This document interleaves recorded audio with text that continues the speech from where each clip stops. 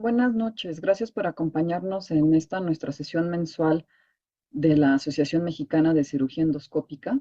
Soy la doctora María Fernanda Torres Ruiz y quiero agradecer al doctor Hidalgo, al doctor Núñez, la deferencia para coordinar la sesión de este mes. Y en esta ocasión les quiero comentar que es la segunda vez que la sesión de octubre se dedica a las cirujanas. Y esto ha sido con la intención de hacer un poco de conciencia contra la lucha del cáncer de mama. Quisiéramos que todas las cirujanas que nos están viendo, si este año no se han hecho su mastografía y su ultrasonido o su ultrasonido, el día de mañana agenden una cita y lo hagan. Y que todos los cirujanos que nos están viendo, mañana le pregunten a su mamá, hermana, novia, esposa, hijas y mujeres a las que quieran si ya hicieron su detección oportuna de cáncer de mama de este año. El programa que hicimos para hoy es, creo yo, muy interesante. Hemos buscado cirujanas del país que, además de ser excelentes quirúrgicamente, también han ocupado puestos de gestión y también nos van a compartir las dificultades y los retos a los que se han enfrentado durante ocupando estos puestos. También tenemos, para cerrar con broche de oro, la presentación cultural, como yo le puse, sobre generalidades y cultura del vino, en donde pues también queremos dejar este granito de arena, porque además de trabajar, pues también nos gusta divertirnos. Sin más, los dejo con nuestro presidente, el doctor Willy, y les doy la palabra. Muchas gracias.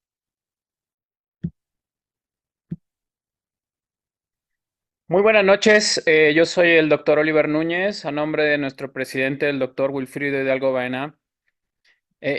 Barraza, perdón, doy la bienvenida a esta sesión. Infortunadamente no puede estar él con nosotros porque se encuentra de viaje precisamente a recibir la presidencia de ALACE en Perú. Y bueno, para mí es un gusto poder estar aquí coordinando esta sesión tan importante. Como ya lo mencionó la doctora Fernanda, pues es una sesión muy emblemática porque conjunta específicamente colegas cirujanas. Entonces, le voy a pedir a la doctora Ana Patricia García Vives, quien es cirujano bariatra certificado y que se desempeña en el norte del país, en Monterrey y en Saltillo, que nos haga favor de coordinar esta sesión para que nos vaya presentando cada una de sus ponencias. Les agradezco mucho y los dejo. Estoy seguro que esta sesión va a ser muy interesante. Gracias.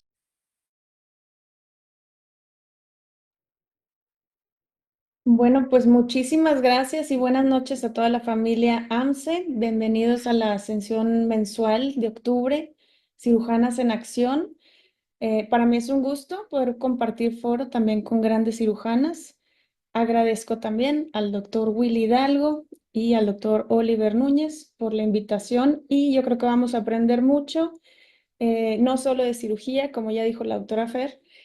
Quisiera empezar por presentarles a nuestra primer panelista, que es la doctora Francina Bolaños Morales.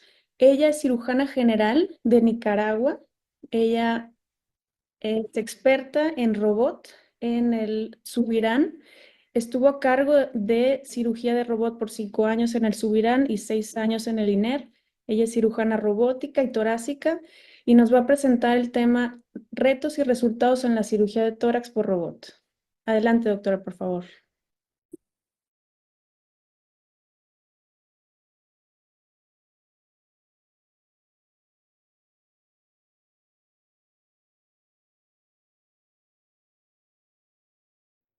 Hola, buenas noches. Ahorita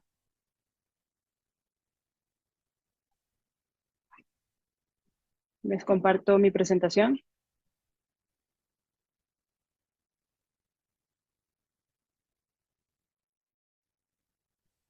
Unos minutos, por favor.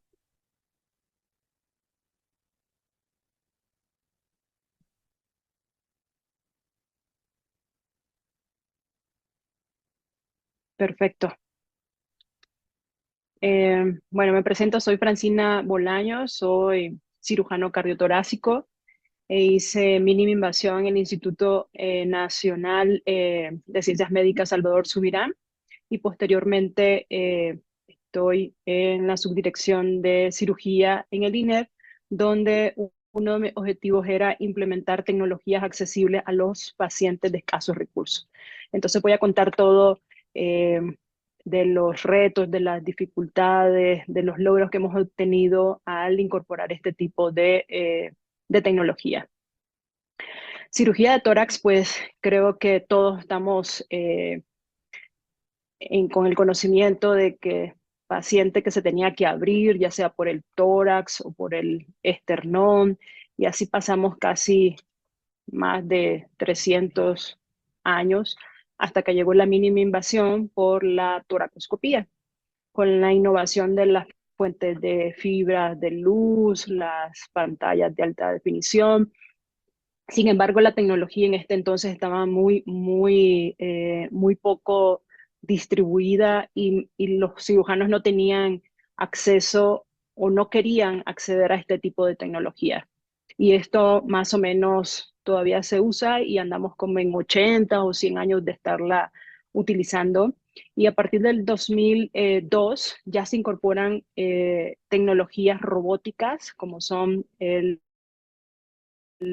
robot Da Vinci, y en cirugía de tórax pues no ha sido la excepción, sino también ha sido una innovación y ha sido de mucha ayuda, especialmente en disecciones pulmonares y también mediastinales. Y yo creo que lo que vamos a ver en los próximos años es combinar estas plataformas con realidad virtual y poder ver la tomografía, ultrasonido y todo empatado con la plataforma robótica. También el robot ha evolucionado satisfactoriamente con estos años. Probablemente hemos visto el SI, el X, el XY y son tecnologías muy caras, de tal forma que en el sector público no puedes estar cambiando o no puedes estar comprando este tipo de tecnología porque es muy cara. Entonces hay que buscar formas de acceder a ella de tal forma que sea a través de renta o comodato y buscar el beneficio hacia nuestros pacientes. En la evolución de la cirugía robótica a nivel mundial, es un área que va en ascenso. Más o menos tenemos un incremento en esta área del 16% y así se está dando a nivel global. En el mundo, ya sabemos que esta tecnología fue utilizada en primera por los urólogos y han sido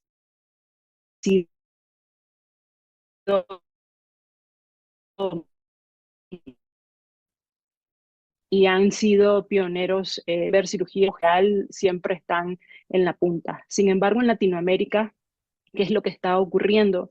También estamos accediendo o tenemos acceso de otra forma a este tipo de tecnología y el crecimiento es de manera exponencial. Si ven la rayita celestita de abajo, esa es la de cirugía de tórax y todavía estamos en pañales, o sea que todavía le falta dar un buen incremento a la cirugía torácica comparado a otras especialidades. En México tenemos actualmente 30 han realizado. Específicamente en tórax tenemos 6 cirujanos certificados y probablemente 6 que se van a certificar en los próximos meses. Este es el crecimiento que se ha dado en México actualmente. Están todas las especialidades, urología, ginecología, pero quisiera mencionar que esta barrita de aquí del 2023 fue cuando introdujimos cirugía robótica en el Instituto Nacional de Enfermedades Respiratorias, accesible a todos los pacientes de patología benigna o maligna. Y en el 2024, pues creo que va a haber una barrita más grande comparada a la del 2023.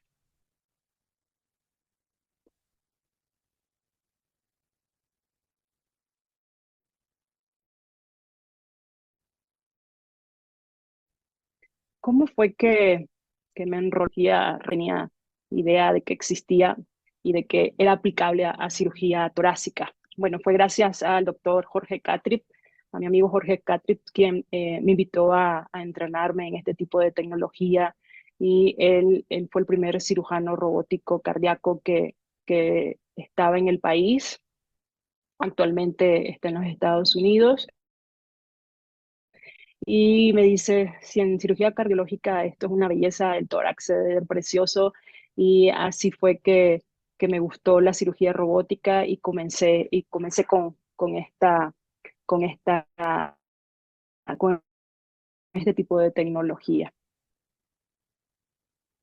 Sin embargo, ¿quién podría darnos el espacio para tener acceso a esta tecnología? Entonces iniciamos el programa en dos hospitales privados del sur de la Ciudad de México que estuvieran certificados, que tuvieran un robot, que tuviéramos, perdón, volumen, un volumen que nos va a dar una curva de aprendizaje en el medio privado de manera lenta. Sin embargo, comenzamos en el 2017, pues ya vienen las aseguradoras con el problema que si cubre, si no cubre, cuando son privados, pues que es caro, pero es más fácil programar una cirugía robótica porque ya tenemos un coordinador del programa, incluye cualquier pinza, con grapeo, sin grapeo, sin grapeo, perdón, y era más fácil acceder a este tipo de tecnología, a pesar de que tenían como un topecito para que nosotros ofreciéramos este servicio al resto de la población. De tal forma que si nosotros comenzamos en el 2017, así fue como iniciamos, y viene el primer reto y la primera dificultad para todos es la pandemia. Cuando ya vas creciendo en la curva de aprendizaje, viene una pandemia que se extiende por 2 o por 3 años, bueno, casi 3 años fueron, y la parte de la curva viene para abajo, pero posteriormente pues vuelve a su normalidad, entre comillas, y vuelve a tener un empuje la cirugía torácica con este tipo de plataforma. En la parte privada logramos hacer 108 procedimientos, más o menos así es la presentación de cómo se te da en la parte privada. Son resecciones pulmonares, timectomías, masas mediastinales, lesiones que tienen parálisis del nervio frénico y DAM, parálisis diafragmática o tiroidectomía. Entonces, esas son las principales patologías. Sin embargo, ¿cómo hacer para que esta tecnología que estábamos viendo que tenía excelentes resultados en la parte privada estuviera accesible a otro tipo de pacientes? Entonces, ese fue nuestro primer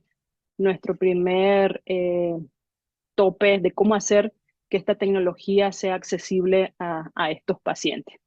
De tal forma que, como les había comentado, trabajo en el Instituto Nacional de Enfermedades Respiratorias, uno de los institutos más grandes y que tiene más áreas verdes de todos los institutos. Laboramos 3.800 aproximadamente trabajadores.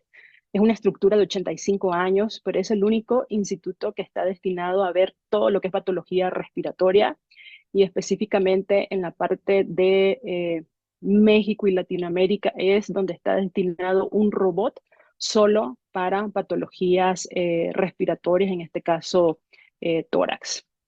Entonces creamos un objetivo principal y el programa era que las patologías torácicas complejas se pudieran resolver mediante este tipo de tecnología, y que todas las personas, especialmente las de escasos recursos, tenían derecho a operarse con este tipo de tecnología. Sin embargo, este fue nuestro reto. Estas fueron las primeras dificultades. Teníamos que tener 6 cosas importantes en un instituto público. 1, tener dinero. O sea, teníamos que contar con el apoyo del director general. Eso quiere decir que nos destinar un presupuesto para poder comenzar con este proyecto. Teníamos que tener pacientes. Posteriormente vamos a hablar de cuántos pacientes se operan en el INER, pero estamos cerrando en el 2024 con 3.200 casos. Teníamos que tener una infraestructura buena. Les comenté que el INER es una estructura de 85 años, de tal forma que quienes lo conocen saben cuál es, dónde quedan los quirófanos. Son estructuras ya pues no modernas y que no soportan mucho peso y mucho menos una tonelada y cacho de lo que pesa un robot. Que tuviéramos la plataforma X o XY, que tuviéramos el personal capacitado para iniciar este proyecto, llámese enfermera, personal de SEI, que tuviéramos biomédicos, gente de pieza de anestesiología, camilleros, informática, de tal forma que tuviéramos todo el personal para hacer un proyecto sustentable, un proyecto que sea reeditable y principalmente que nos pudiera dar el chance de poder atender más pacientes. Entonces, estos fueron las 6 cosas que teníamos que tener. Entonces, sabemos que el instituto es el de referencia nacional de toda la República para enfermedades torácicas.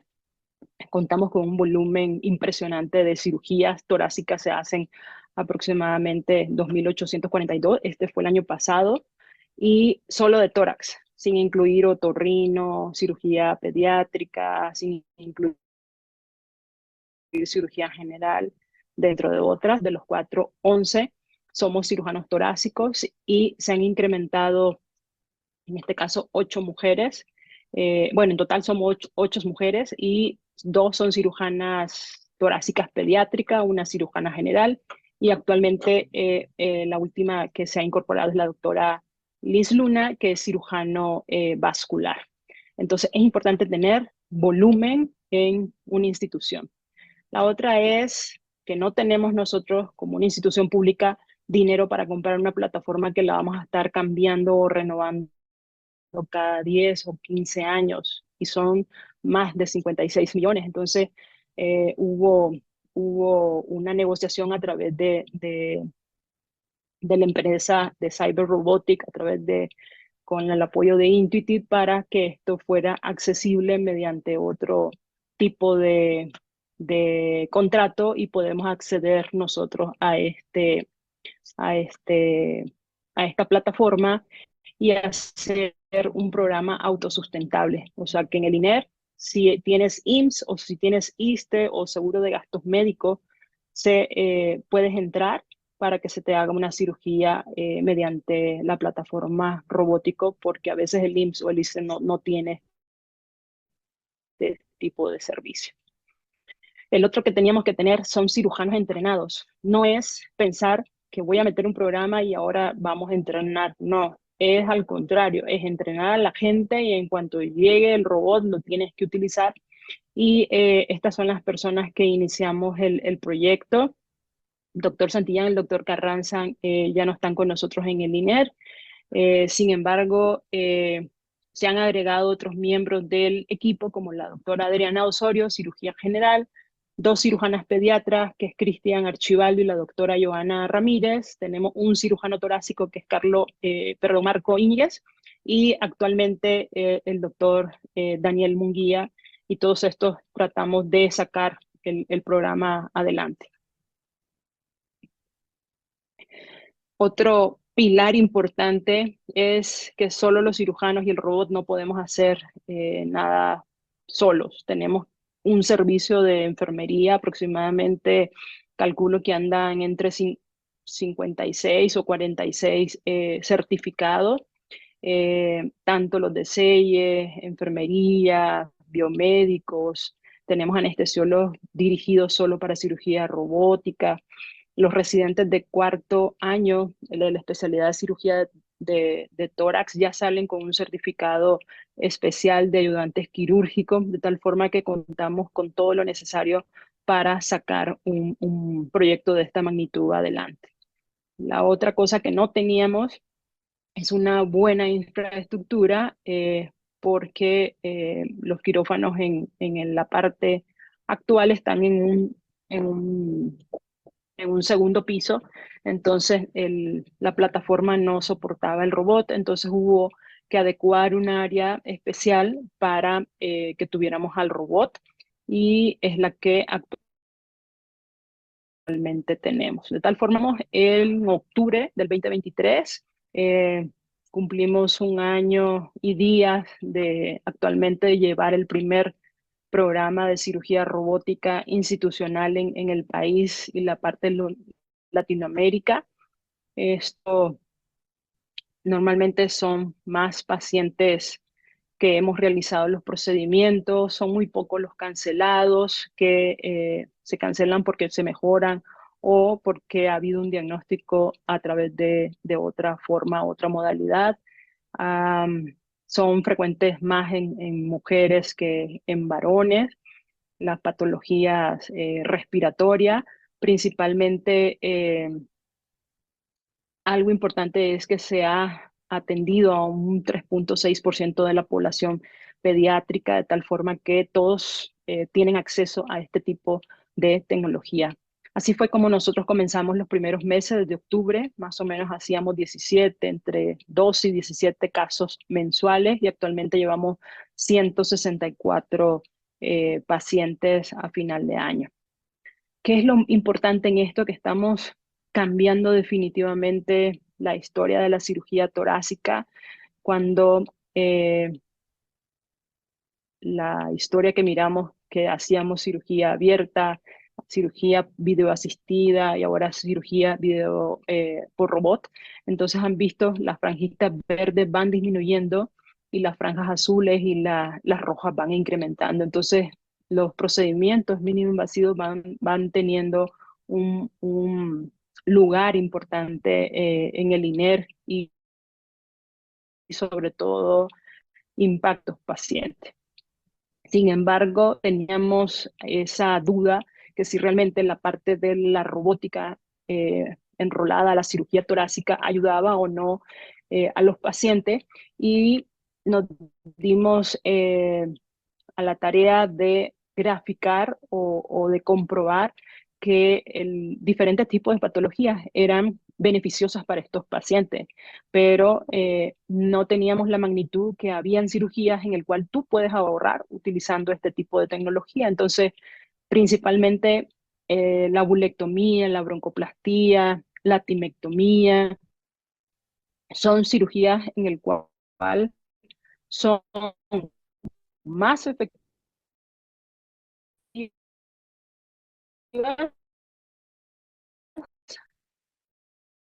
pero son más costosas. Sin embargo, transfusiones de sangre.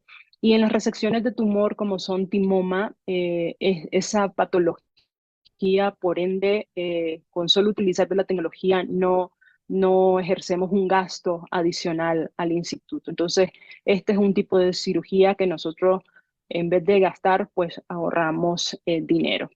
Sin embargo, cuando uno compara la parte privada con la parte robótica, es así la gráfica. O sea, la gráfica naranja es la mía a través de todos los años desde el 2017 y la gráfica azul es la parte del INER en el último año y eso incluso abril.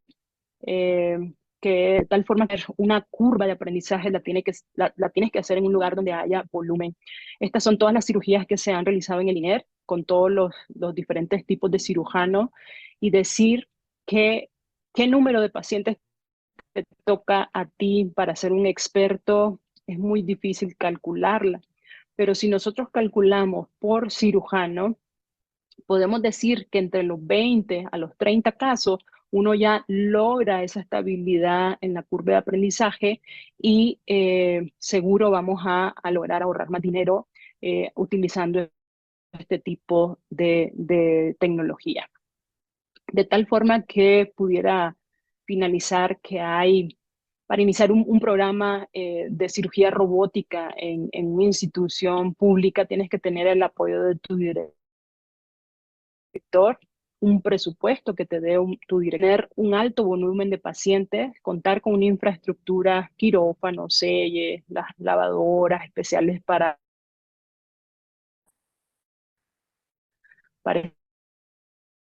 este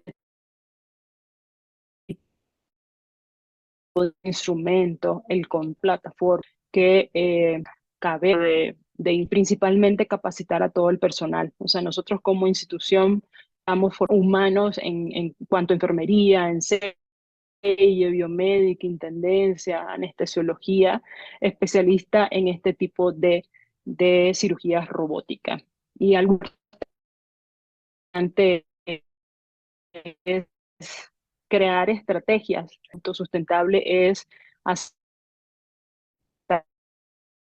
a personas que no tienen acceso a ser operados con torácica y pagan un paquete al INER y de esta forma pues puede ser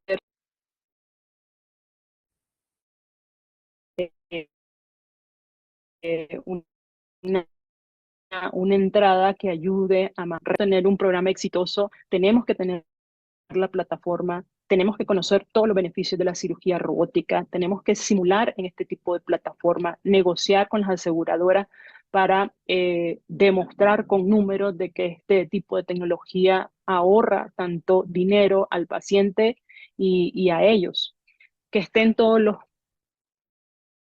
cirujanos capacitados y certificados para utilizar este tipo de robot. Normalmente en los primeros casos uno tiene ese miedo de no poder tocar al paciente y lo estás tocando a través de pinza, que no se percibe nada a través de esas pinzas, entonces es importante tener proctoría y indudablemente crear estrategias para que nosotros podamos tener un alto volumen y ser expertos en la parte de la cirugía robótica.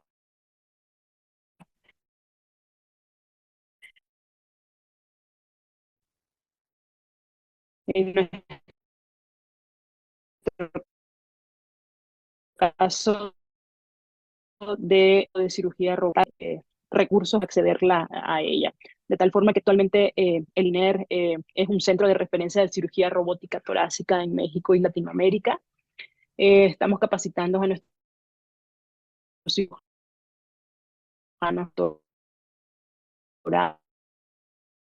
torácicos, manejamos patologías en pacientes adultos de forma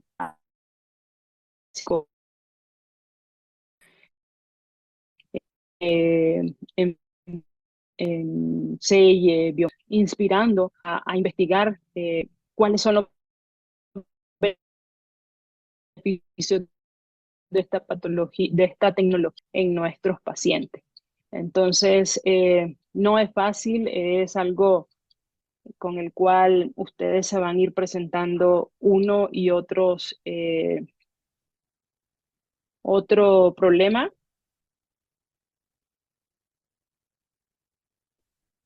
pero indudablemente van a ver forma de cómo podamos nosotros salir adelante, salir innovando. ¿Cuáles son los nuevos proyectos que tenemos en el INER? Bueno, tener más proctor de cirugía de tórax, formar un curso de alta especialidad en cirugía robótica torácica en adultos y niños. Ya estamos haciendo el libro de cirugía robótica torácica del INER y hacer accesible a los pacientes a esta tecnología, pero también a otros cirujanos que tengan acceso a esta tecnología a través de pasantías en el INER, a través de diferentes programas de cirugía nacional o a través de enlaces latinoamericanos que nosotros formemos, de tal forma que eh, al final del camino, pues esto es lo que queda, lo gratificante de lo que costó y lo que es ahora una tarde de estos beneficios. Este es el primer equipo de cirugía robótica del INER, enfermería, biomédicos, cirujanos, anestesiólogos, que estamos muy orgullosos de pertenecer al instituto y de ser un ejemplo de superación y de orgullo nacional para todos. Entonces, muchísimas gracias por su atención.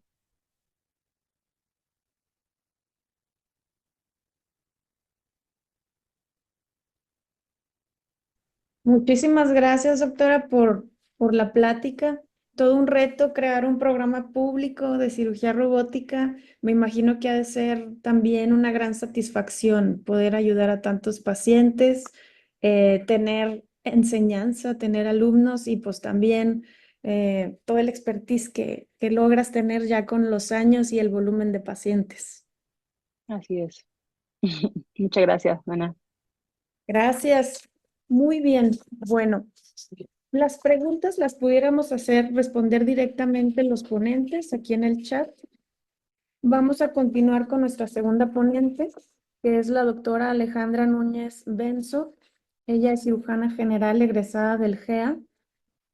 Cirugía endoscópica también la realizó en el GEA y también realizó cirugía de trasplante en el Centro Médico Nacional, 20 de noviembre del ISSSTE, y nos va a presentar el tema implementación de un equipo de cuidados agudos en un hospital general. Adelante, doctora. Hola, buenas noches a todos.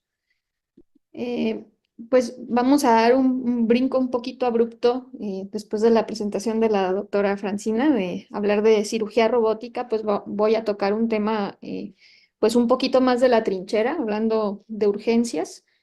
Y les voy a platicar un poquito sobre este tema porque ha sido posiblemente uno de los más grandes retos que he tenido como jefa de la división de, ahí de cirugía general en el GEA González. Entonces, para empezar, pues no tengo conflictos de intereses que declarar y adentrándonos ya en el tema de urgencias, pues sabemos que las urgencias van a representar la mayor carga asistencial para la mayoría de los hospitales, sobre todo si son hospitales públicos, si son hospitales generales de segundo nivel como es el mío. Y un poquito de literatura estadounidense nos mencionan que ellos en promedio calculan que tienen cerca de 3 millones de ingresos anuales con patologías quirúrgicas que requieren atención urgente. Esto les representa alrededor de un 11% de todos los ingresos. Y a pesar de que es un número relativamente manejable, no es muy grande, sí llegan a tener una mortalidad importante en estos pacientes de hasta un 50% de los casos. También dentro de la literatura que ellos manejan, mencionan que una tasa, una relación cirujano-población ideal para poder mantener esta atención de pacientes tan importante es alrededor de 7.5 cirujanos por cada 100,000 habitantes. En Estados Unidos, alrededor de los años 2000, empezaron a notar que tenían una tendencia de que su tasa de cirujanos generales por paciente era de 5 cirujanos cada 100,000 habitantes, e incluso en algunas regiones tenían menos de un cirujano por región, tenían que compartirlo. Entonces fueron viendo que en estos años tuvieron una caída de aproximadamente 25% del número total de egresados que tenían en los previos 25 años, y además empezaron a enfrentar con un envejecimiento de la fuerza de trabajo en general. Entonces, eso les complicó un poco la situación de la atención de urgencias porque no se estaban dando abasto. Además de esto, que tenían menos egresados de cirugía general, se fueron dando cuenta que los residentes que llegaban a terminar cirugía general, la mayoría no se quedaba como cirujano general, sino que estaban optando por una gran gama de subespecialidades, como pueden ver ustedes aquí, desde cirujanos cardiotorácicos, pediatras, en ellos cirujanos de trauma, cirujanos oncológicos con la subsecuente subespecialización, algunos fellows como el de HPV, trasplante, bariátrica, mínima invasión, etcétera. Y entonces se enfrentaron a un paradigma de la cirugía del siglo XX, principios del siglo XXI, donde se presentaba el cirujano general como un cirujano omnipotente, es decir, que podía realizar cualquier tipo de procedimientos, un médico generalista que si bien podía operar cuello, podía operar abdomen, tórax, vascular, se empezaron a enfrentar esta rama donde pues los médicos generales ya no se quedaban ahí, sino se subespecializaban, y los pocos que quedaban en cirugía general no se sentían con las competencias adecuadas como para poder enfrentarse a todas estas cirugías, pues sin la ayuda de un subespecialista o de uno de estos cirujanos altamente especializados. Entonces, digamos que a partir de ese problema fue surgiendo estos modelos de cuidados agudos que vamos a hablar ahorita de qué se trata. ¿Cuál es el panorama en México? El único estudio que encontré acerca de la especialización en México es este estudio del 2018, está publicado en la Gaceta Médica de México, fue hecho por unos investigadores de la UNAM, y ellos encontraron en ese año, en el 2018, que nosotros en el país teníamos cerca de 8.89 cirujanos generales por 100,000 habitantes. Entonces, aquí ustedes me dirán, pues, que tal vez la situación de nuestro país es diferente, pero aquí surge la interrogante si tal vez nosotros apenas vamos a empezar a enfrentarnos a ese problema que ya vivió Estados Unidos 10, 15 años atrás, donde no tenían cirujanos generales, y esto es algo que hemos visto al menos ahí en el Hospital de Energía González, porque la mayoría de nuestros egresados logran entrar a una subespecialidad o al menos un curso de alta especialidad. Entonces, del 100% de egresados, un 90% ya están subespecializándose. Entonces, a la hora de nosotros buscar egresados para cubrir estos puestos de cirugía general en urgencias particularmente, se ha vuelto extremadamente difícil. Y vemos que esta es la tendencia en la mayoría de las escuelas del país. Entonces, ¿cómo surge toda esta idea de los cuidados agudos quirúrgicos o acute care por su nombre en inglés? Pues a través de esto que les vengo platicando, ¿no? Se vio que había un incremento en la constante demanda de pacientes en urgencias, menor número de cirujanos generales preparados y sobre todo dispuestos, porque los que llega a ver ahorita, pues digamos que urgencias pues es la guerra, entonces hay horarios un poco difíciles, es una carga de estrés constante, se está enfrentando también el cirujano a algo que se llama burnout por las altas horas de trabajo y el número tan grande también de cirugías que a veces se tiene que realizar y la complejidad de las mismas, ¿no? Y también la subespecialización que ya les platiqué. Entonces, a partir de eso surge la idea en Estados Unidos aproximadamente en el año 2002 de cambiar la especialidad de cirugía de trauma por una especialidad más amplia que ellos llamaron Acute Care Surgery, que en un inicio constaba de 3 pilares, que principalmente era cirugía de trauma, cirugía de emergencia general y cirugía de cuidados críticos o de los pacientes que se encuentran en la terapia intensiva.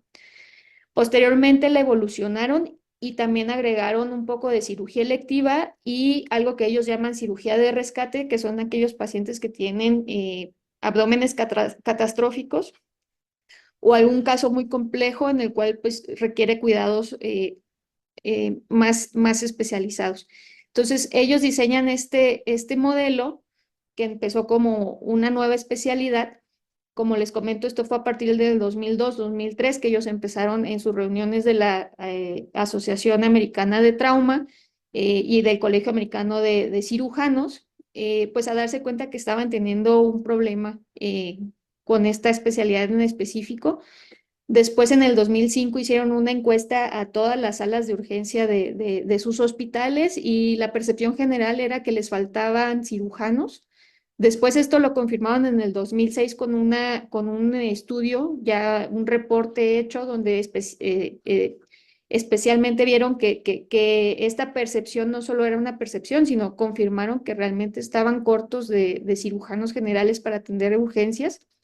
Y a partir de ahí se dieron a la tarea de formalizar la especialidad y la conformaron como un fellowship de 2 años.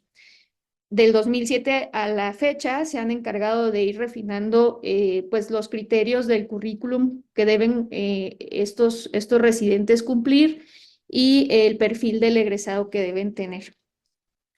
Entonces, a raíz de ahí, pues estos sistemas de cirugía en emergencias, de estos equipos especiales, se han ido propagando a través de todo el mundo.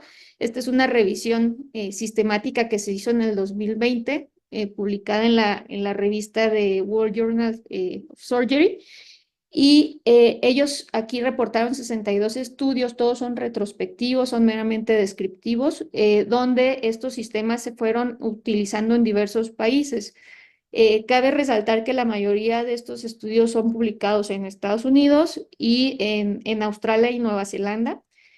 Canadá solamente se encontraron 8 estudios. En América Latina, Brasil es el único país que ha implementado este modelo y lo ha publicado. Y pues algunos otros cuantos en Asia como Singapur, Taiwán, incluso dos estudios en África. ¿Qué fue lo que revisaron aquí? Bueno, el tipo de modelo que usaron. Si el modelo tenía un equipo único dedicado exclusivamente a las urgencias, si tenían una unidad dedicada también a esto, si estos cirujanos que eran parte del equipo de Acute Care también tenían labores de cirugía electiva, si se les designaba un quirófano único para las urgencias y la cobertura que hacían por turnos de las necesidades de los hospitales.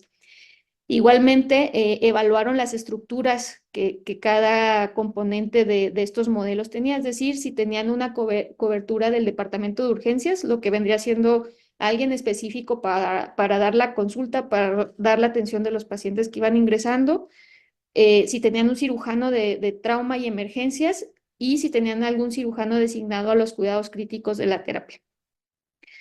Entonces, a grandes rasgos, este es el mapa, digamos, de dónde se ubicaron estos estudios y lo que encontraron o concluyeron en la revisión sistemática, pues es que está demasiado heterogéneo, es decir, cada país, cada hospital incluso designa y desarrolla su propio modelo y pues esto puede estar muy de la mano de que se va acoplando a las necesidades de cada hospital. Incluso reciben nombres muy diversos, no está realmente unificado. Y, por ejemplo, no todos los modelos tenían los 3 criterios, ¿no? De tener a alguien en el departamento de urgencias, de tener un cirujano designado para trauma y emergencias generales, y tampoco muchos no incluían la parte de cuidados críticos o de estos cirujanos especiales para la terapia intensiva. Entonces, son modelos que están surgiendo, son modelos que están apenas empezando en muchas partes y que sin dudar a dudas, como les voy a mostrar, pues creo que sería muy enriquecedor que se pudiera homogeneizar. Entonces, ya hablando propiamente de mi hospital y de cómo hemos ido implementando este tipo de modelos, sí me gustaría mencionarles algunas particularidades.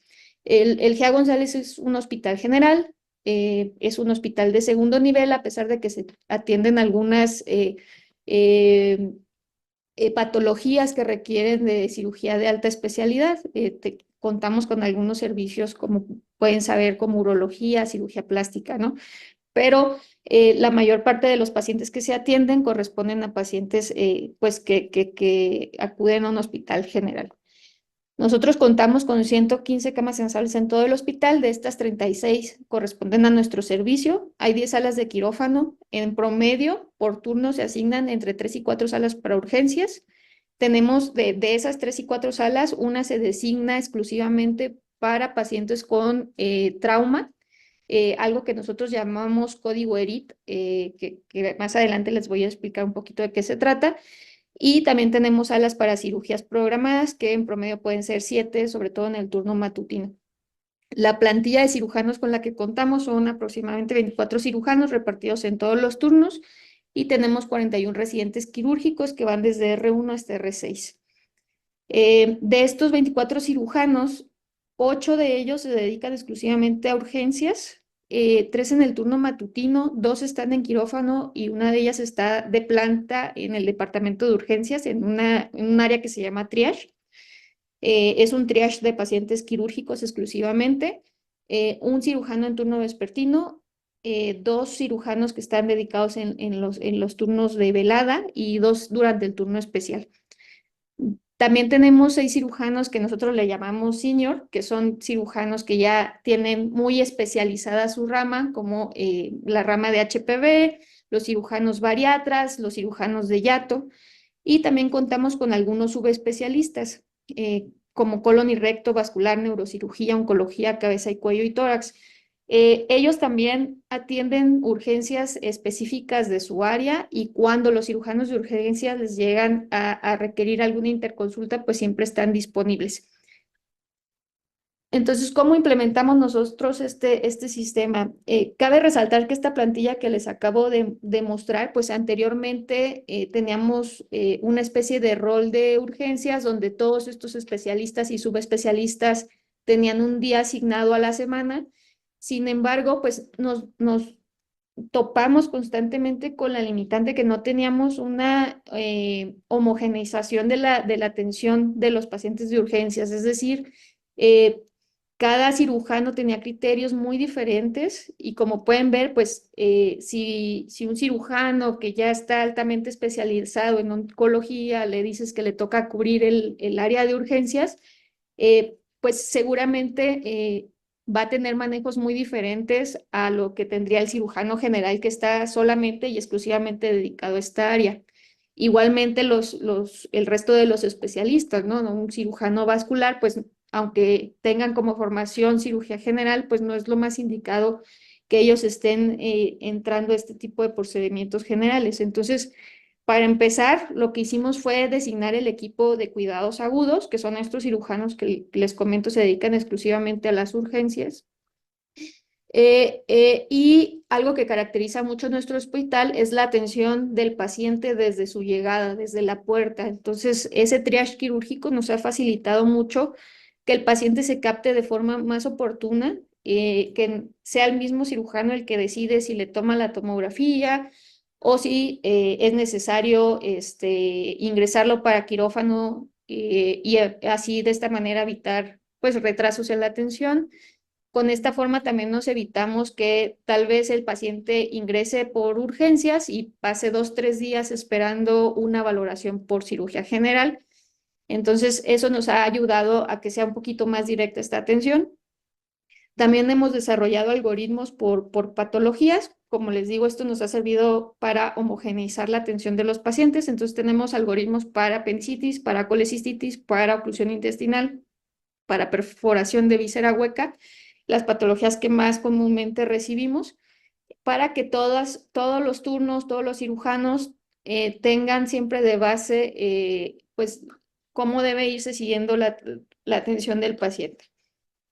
También se desarrollaron códigos específicos, como el código ERID, que es el código específico para pacientes con trauma, politraumatizados, y el código sepsis.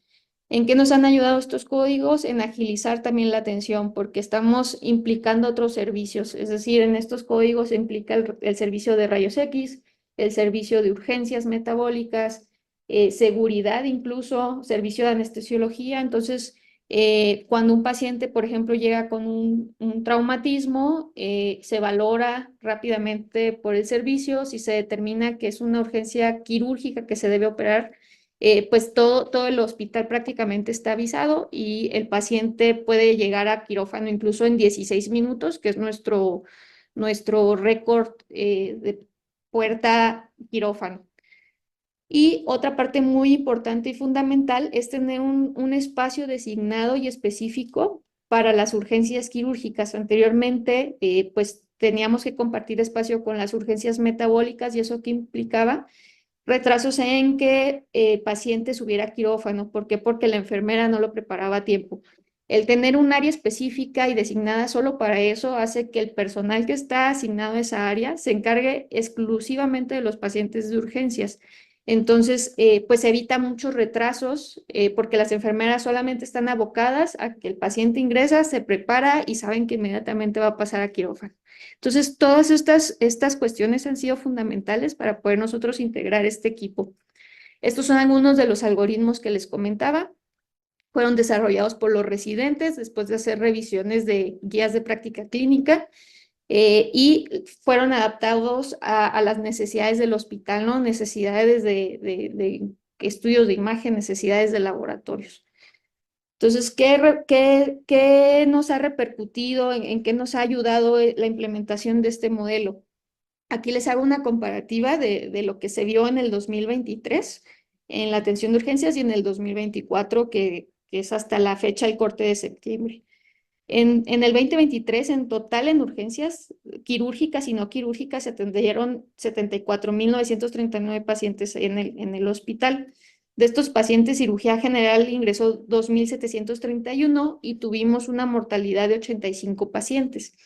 Este año llevamos 57.085 pacientes, todavía nos faltan 3 meses del año, pienso que posiblemente también lleguemos a la cifra del año pasado. Y en cirugía general hemos ingresado 2.144 pacientes con una mortalidad significativamente más baja, ¿no? 28 pacientes. En cuanto a cirugías, este es un histórico desde el 2022 de lo que se ha operado en el hospital.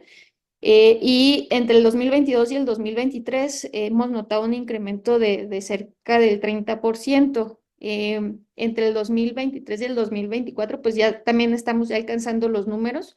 El número total de cirugías, pues vamos en 2.443, todavía nos faltan 3 meses. El año pasado fueron 2.675. De estas cirugías, el 80% del año pasado y el 74.3% de este año ha correspondido a cirugías de urgencias. Les voy a regresar la diapositiva. Pueden ver ustedes que el promedio estábamos entre 156, 160 cirugías al mes en el 2023 y a partir del mes de noviembre empezamos a despuntar con 200, que es más o menos el promedio que hemos mantenido este año. Las columnas en naranja son las cirugías programadas, que también no es nada despreciable y también hemos ido incrementando. En cuanto a los tipos de abordaje, estamos cercanos de 60% laparoscopía versus 40% cirugía abierta. Este año llevamos 1.352 cirugías laparoscópicas, el año pasado fueron 1.669. También en esta gráfica incluyo las cirugías que se han realizado por robot, que bueno, esto corresponde al rubro de cirugía programada, pero también ya hemos logrado pasar la cifra del año pasado. Esto es muy importante dado que el 80% de nuestro volumen de cirugías es por urgencias, pues la mayoría de estas laparoscopías son por patologías que pueden ustedes ver aquí. Colecistectomías, apendicectomías, laparoscopías diagnósticas que pueden ser por trauma, tanto trauma penetrante como trauma contuso. Ya ahorita, pues, además de ser laparoscopía diagnóstica, se hace también terapéutica en cuadros de oclusión intestinal, sobre todo en casos por adherencias, enfermedades diverticulares, incluso necrosectomías. Entonces, tenemos un gran volumen de urgencias laparoscópicas. Y aquí pueden ver algunos videos, estos son videos de trauma. Anteriormente, preferíamos meter solamente los traumas penetrantes, sobre todo porque nos disminuían mucho la cantidad de laparotomías blancas. Al tener una herida penetrante, pues metíamos el laparoscopio y podíamos ver rápidamente si solamente se trataba de una lesión en la pared o si había pues una lesión más importante que ameritara conversión.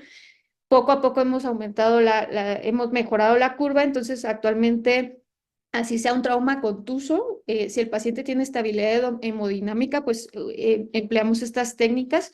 En el primer video, como pueden ver, pues era una lesión hepática que ameritó ahí hemostasia. En el video de abajo, pues es una lesión esplénica que se resolvió nada más con hemostático.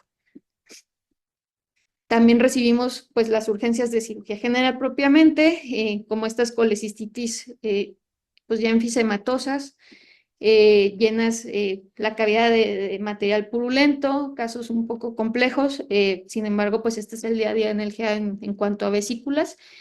Y gracias al crecimiento del equipo de colon y recto, también gran parte de las enfermedades diverticulares que requieren manejo quirúrgico, pues pueden entrar por mínima invasión, como pueden ver en el segundo video.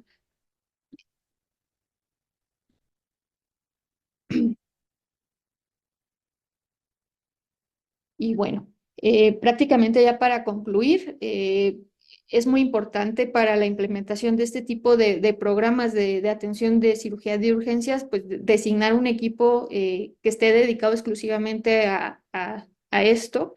Eh, Limitar tal vez un poco la parte ahí de cirugía programada. Me encantaría que fuéramos un equipo más grande dedicado a urgencias, ¿no? Para poder generar una rotación de personal. Creo que sería lo más adecuado. Sin embargo, pues ustedes saben, en los hospitales públicos del país luego eso es un poco complejo. Es indispensable desarrollar algoritmos de atención de patologías más comunes para poder estandarizar los manejos, implementación de códigos, como les digo, esto de involucrar otras especialidades, incluso a otro personal del hospital, como puede ser seguridad, puede facilitar mucho las cosas. Anteriormente pensábamos que estábamos siempre luchando y yendo contracorriente, pero con la implementación de estos códigos ha mejorado mucho. Y en cuanto a la administración, creo que la administración de riesgos es fundamental. La matriz de riesgos nos puede ayudar a ver de una manera más conceptual todas estas problemáticas para poder ir buscando soluciones y pues una buena administración de recursos materiales y humanos, ¿no? Y pues al igual que comparto esa opinión de la doctora Francina, acerca de que es fundamental tener el apoyo de tus directivos para poder lograr este tipo de programas. Muchas gracias.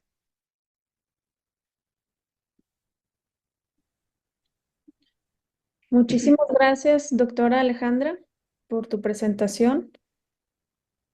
Ahora me va a tocar a mí.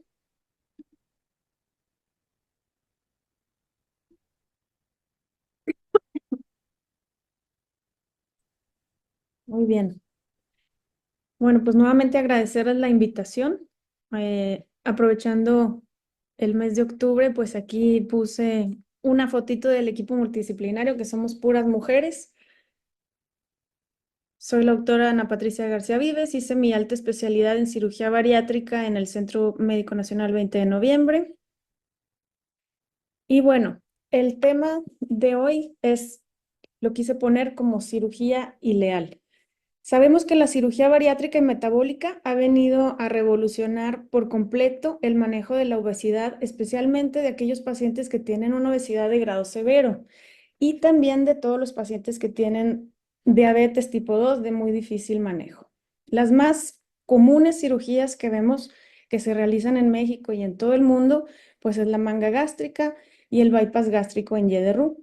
Pero en esta presentación quiero enfocarme en cómo funcionan los procedimientos emergentes menos comunes que van a estimular directamente al ilion, induciendo una respuesta hormonal para tratar la obesidad y las enfermedades asociadas de una manera más efectiva. ¿A qué nos referimos cuando hablamos de cirugía ileal? Pues nos referimos a todos estos procedimientos quirúrgicos que van a vaciar los nutrientes directo a el ilion. Aquí en estas imágenes ustedes ven de color amarillo el duodeno, el yeyuno de naranja y el ilion de verde. Entonces vemos cómo la derivación biliopancreática, el switch duodenal, la bipartición del tránsito intestinal, que es una de las que más vamos a hablar en la plática, la interposición ileal, el SADIS o el SASI, son cirugías que se estimula directamente el ilion. Me gustaría platicar con ustedes de la teoría del intestino proximal y distal. Tenemos que entender que son dos órganos muy diferentes en su actividad endocrina. El intestino proximal, como vemos aquí, va a evitar la hipoglicemia porque se produce el GIP. Este GIP va a causar secreción de insulina y de glucagón, estimula la gluconeogénesis, no va a bloquear el vaciamiento gástrico y no causa saciedad. Por el contrario, el intestino distal, cuando llegan los nutrientes ya a partes más distales, se empieza entonces a inducir todavía más la secreción de insulina, se bloquea el glucagón, se reduce la glicemia, se bloquea el vaciamiento gástrico, pues el cuerpo sabe, ¿no? Los nutrientes ya pasaron por todo el intestino, al llegar al intestino distal, se empieza a bloquear ya el vaciamiento gástrico, disminuye el tránsito intestinal y empieza a haber una muy fuerte saciedad. También mantiene el trofismo de las células beta pancreáticas. Esto es muy importante para todos nuestros pacientes que tienen diabetes. Hablando entonces de las hormonas del intestino proximal, tenemos obviamente en el estómago la grelina y en el intestino proximal el GIP, que básicamente estimula la secreción de insulina. La parte de las hormonas del intestino distal está el GLP-1, que se descubrió en el 86, el péptido IgE, la oxintomodulina, el receptor farsenoide de ácidos biliares y el receptor TGR5. Estos dos últimos son muy importantes ya que ayudan al regular el metabolismo de los ácidos biliares y nos ayudan a aumentar el GLP-1 también distal. El receptor farsenoide nos ayuda a elevar esta proteína, que es el FGR19, que se ha visto que tiene niveles bajos en pacientes con diabetes y con enfermedad coronaria.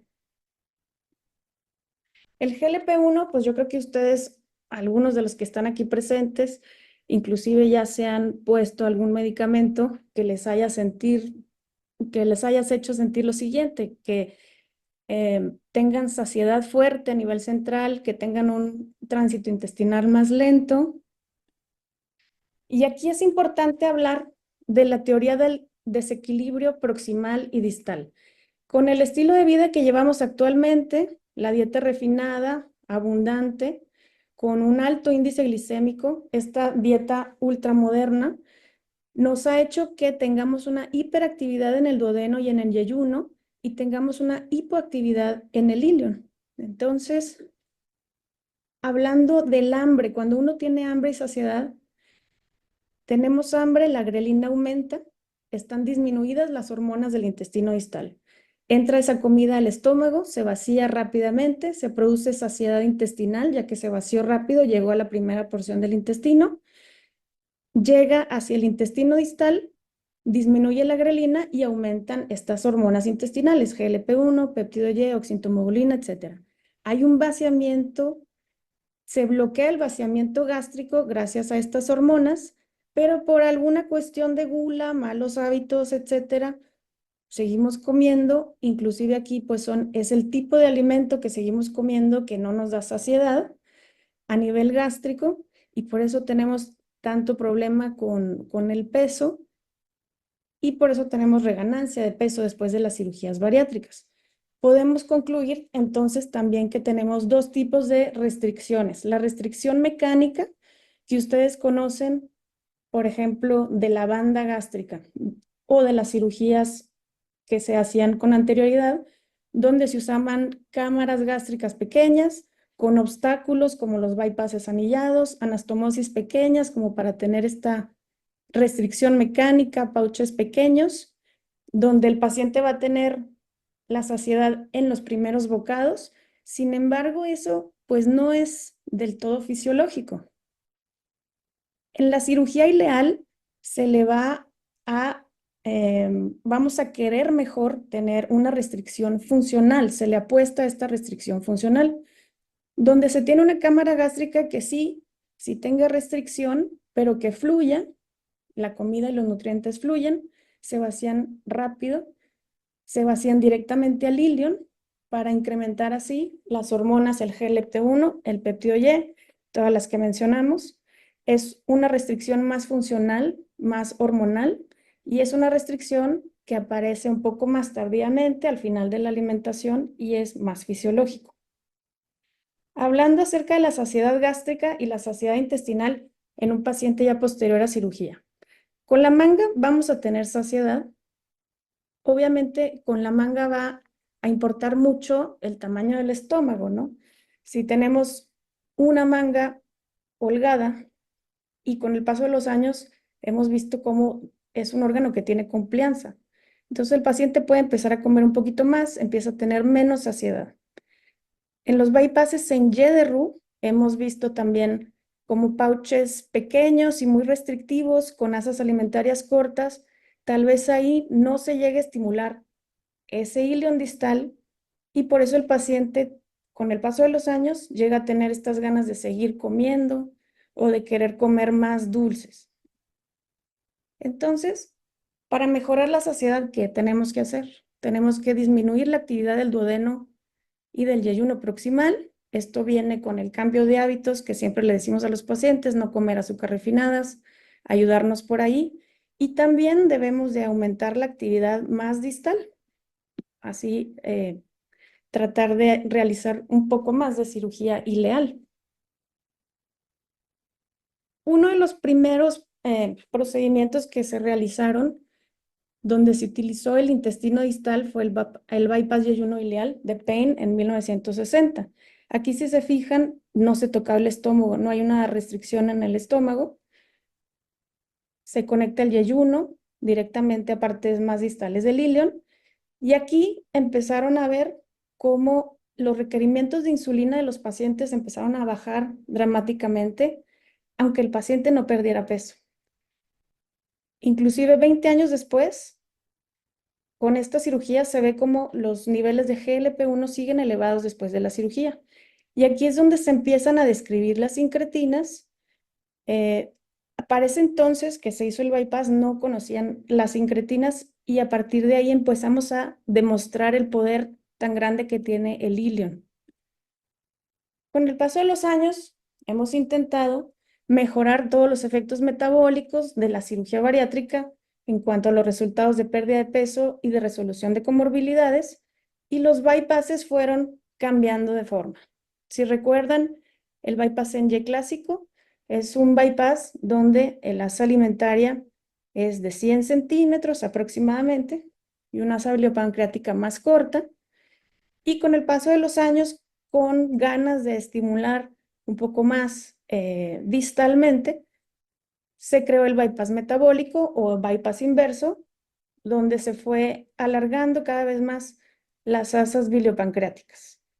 A 150, a 200, las alimentarias se hacen un poco más cortas, porque aquí también entendimos la importancia de que la bilis se encuentre en las asas biliopancreáticas para poder liberar o activar estos factores que vimos, el receptor TGR5 y el FGF19. También con el bypass de una anastomosis, que no me voy a meter a hablar de longitudes de asas intestinales, porque estos son temas completos para congresos. Aquí vemos cómo los intentos que se han hecho por que los nutrientes lleguen a partes más distales del intestino, ya sea con porcentajes de 60-40, de 50-50, o buscando asas fijas de 150 a 200 de asa biliopancreática. Y en el switch duodenal, pues también. Sin embargo, aquí, con la experiencia hemos visto que, claro, mientras más dejemos intestino sin tocar nutrientes, como aquí, a más exclusión, pues más también vamos a presentar peores resultados nutricionales, malabsorción, que es lo que se ha hablado últimamente, ¿no?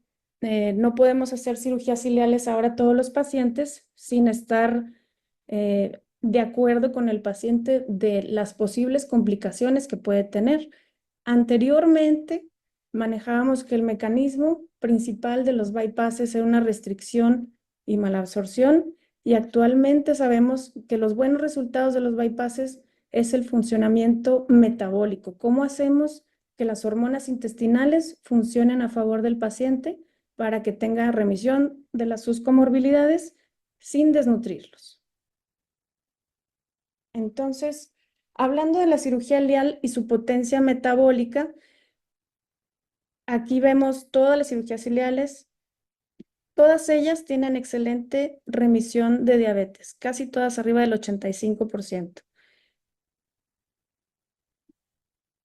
Mi primer conclusión pudiera ser, pues parece mejor disminuir la actividad del intestino proximal y llevar los nutrientes más directos hacia el ilion. ¿Por qué seguimos haciendo manga y bypass en Y si aparentemente con lo que nos dices es mejor hacer cirugía ileal? Pues sí, pero si excluimos duodeno e ilion, vamos a causar malabsorción y enfermedad. Entonces nace el concepto de cirugía metabólica, y aquí es donde vamos a hablar de la bipartición del tránsito intestinal y de cómo lograr estimular la parte distal del ilion sin aparentemente una malabsorción. ¿Cómo tener estimulación sin malabsorción? Aquí vemos una bipartición que consiste en una manga y tiene en realidad dos asas alimentarias. La bipartición puede ser en Y o puede ser de una anastomosis, como el SASI. Entonces, ¿cómo sería una cirugía metabólica pura ideal?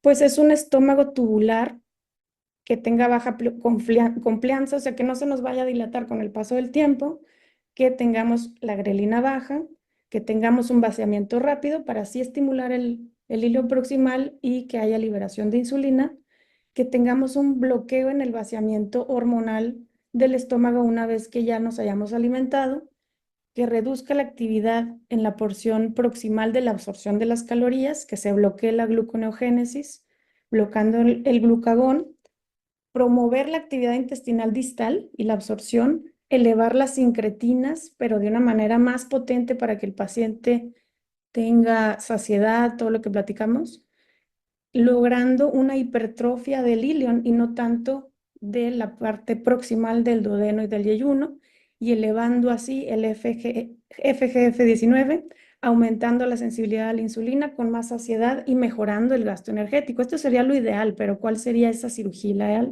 ideal? Pudiera ser la bipartición del tránsito intestinal, descrita por Santoro. Aquí vemos como parte de la técnica se cuentan 3 metros de la válvula ileocecal hacia arriba, se procura un canal común de 2,30 metros, justo porque no buscamos una malnutrición, pero sí buscamos que haya bilis y que esa bilis interaccione con los nutrientes. Se realiza una anastomosis laterolateral preservando un píloro, un antro de 3 centímetros con una anastomosis de 3 centímetros a 3,5 en pacientes con superobesidad. No se excluye el duodeno, eso es algo que nos gusta, los cirujanos. No se excluye el duodeno. La manga que se realiza como parte del procedimiento es una manga común, no es una manga más amplia. Se activa entonces el ilion directamente, hay una hiperestimulación distal, se reduce la comida que pasa al intestino proximal, pero sí pasa. En teoría aquí pasa un 20% del alimento y el 80% se viene para abajo.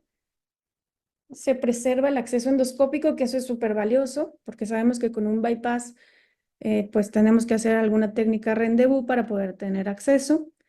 Y en teoría vamos a tener mínimos problemas nutricionales al tener dos asas alimentarias. Aquí vemos una serie de una bipartición con una manga convencional y dos asas alimentarias. Y se ve que el 80% del alimento va a pasar por aquí. Si no hacemos adecuadamente esta anastomosis, si la hacemos muy amplia, entonces pudiéramos quitar completamente el mecanismo del duodeno y 100% se va a pasar hacia el ilion. Entonces la bipartición se parece un poco al switch duodenal o al SADIS, excepto que con la bipartición no se excluye el duodeno. Se ofrece por lo general para pacientes con obesidad más severa, aunque también en el caso de la bipartición pudiera ofrecerse para pacientes muy metabólicos con índices con una obesidad grado 1, grado 2 y se hacen modificaciones en la longitud del canal común. Se puede lograr con las dos, con el switch y con el SADIS, una remisión de la diabetes del 80 al 90%, que es excelente. Solamente que aquí, en la bipartición, no tenemos claro la pérdida de peso que pueda tener el paciente, no como en el switch. En el switch sabemos y está bien documentado que el exceso de pérdida de peso va a ser de un 80-90%. Inclusive pacientes con obesidad grado 5 sería la cirugía más efectiva. Tal vez no la más segura, pero sí la más efectiva. Los efectos secundarios de las cirugías ileales, como por ejemplo el switch, pues yo creo que todos los conocemos y es igual para todas las cirugías ileales: diarrea, esteatorrea, dumping, malnutrición proteica. Por eso tenemos que informar muy bien a los pacientes de los pros, los contras y que el paciente entienda cómo se va a cuidar. En la, perdón, en la bipartición también puede haber hipoglicemia, también puede haber dumping. Tristemente no tenemos resultados a largo plazo. Sé que se están generando muchos, por lo menos en México hay muchos grupos que ya están haciendo bipartición. Aún no es una cirugía que esté aprobada por IFSO, por ASMBS, pero bueno, suena muy interesante. Aquí en este artículo se comparan los efectos metabólicos de la manga, del bypass de una anastomosis, de la bipartición y de la interposición ileal, y podemos ver cómo las concentraciones de glucosa son mucho mejores en la bipartición y la cantidad de GLP-1 que se produce después de la ingesta es también muy buena con la bipartición, muy superior que el resto. Hay procedimientos un poco más complejos de cirugía ileal como este, la interposición ileal con manga. Es un procedimiento complejo, lo inició el doctor Aureo de Paula. Si se fijan, son 3 brechas anastomóticas tres brechas mesentéricas, 3 anastomosis. Es un procedimiento complejo. Solamente yo creo que el doctor de Paula y algunos de sus alumnos lo pueden hacer muy bien. No se estimula tampoco todo el ilion, entonces creo que pues lo ideal, si vamos a hacer cirugía ileal, es enfocarnos en una técnica efectiva, metabólica, simple, reproducible. Y bueno, esta pudiera ser una de las diapositivas con las que vamos a finalizar. Aquí vemos cómo en estas técnicas ileales como el SADIS, en la bipartición, el SASI, o el SASJ, donde en vez de conectarse con el ilion, se hace con el yeyuno. Tenemos excelente resolución de las comorbilidades. Diabetes, hipertensión y dislipidemia son excelentes. Igualmente la pérdida de peso. Sí, un poco más de complicaciones tempranas en el SASI y en el SADIS. Ya sabemos cuáles son, nutricionales. Y bueno, cirugía ileal, ¿cuáles son las indicaciones? Pacientes con índice de masa corporal arriba de 50, por lo general, eh, diabetes de difícil manejo, dislipidemia o pacientes muy metabólicos. Cuando hubo falla de otro procedimiento bariátrico, ya sea por reganancia de peso o por comorbilidades, y tenemos que recordar que al paciente se le tiene que explicar en qué consiste la cirugía ileal, cómo se va a sentir, porque va a tener este efecto de bloqueo del vaciamiento gástrico, su gusto, su alimentación va a cambiar, va a tener intolerancias a ciertos alimentos, va a haber cambios, especialmente las grasas, la sensación de dulce. Entonces, también tenemos que explicarles que con cirugía ileal, claro, van a tener remisión de diabetes, etcétera, todo lo bueno que platicamos, pero se tienen que suplementar, especialmente cuando sí estamos haciendo cirugías que excluyen por completo duodeno y ayuno. Y esta suplementación es permanente. Con la bipartición, en teoría, no debemos de tener falta de nutrientes, pero nos faltan estudios que lo comprueben. Y bueno, el control cercano con su equipo multidisciplinario, porque pues las cirugías ileales pueden tener síntomas difíciles para un gastro, por ejemplo, el SIBO. Hay que estar muy al pendiente de este tipo de síntomas para diagnosticarlos prontamente. Entonces, como conclusión final, tenemos que la cirugía bariátrica es un campo complejo, multidisciplinario. Estos procedimientos emergentes han estado ganando popularidad, así como también los endoscópicos. Esto refleja todos los esfuerzos mundiales que hay por mejorar el tratamiento de la obesidad, junto con todas las nuevas tecnologías en fármacos y en dispositivos, y con un mejor entendimiento de los mecanismos hormonales de la obesidad y las enfermedades relacionadas. Muchas gracias. Si tienen preguntas, las podemos contestar aquí en el chat. Pati, muchísimas gracias. Te agradezco muchísimo. Como siempre, excelente tu ponencia, por lo cual cada vez que pasan este tipo de cosas, me congratulo de haber podido contar con tu presencia, con nuestra coordinadora, además y nuestra delegada en Coahuila. Te agradezco muchísimo, excelente tu ponencia. Me Bueno, conecté un poquito tarde porque les tengo que decir que estamos en Perú asistiendo a al Congreso de la Sociedad Peruana de Cirugía Endoscópica porque nos toca, por azares del destino, tomar la presidencia de la Asociación Latinoamericana de Cirugía Endoscópica.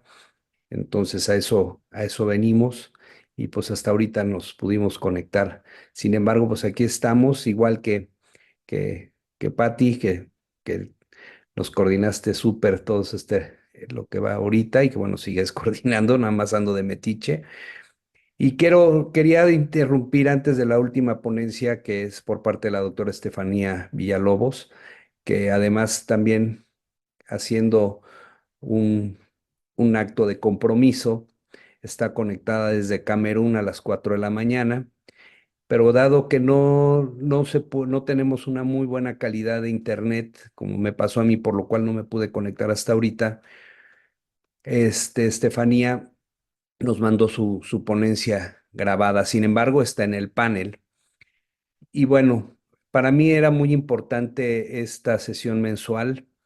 ¿Por qué? Porque, número uno, uno de los objetivos que me tracé al tomar la presidencia de la asociación es aumentar la participación de las mujeres, de nuestras cirujanas.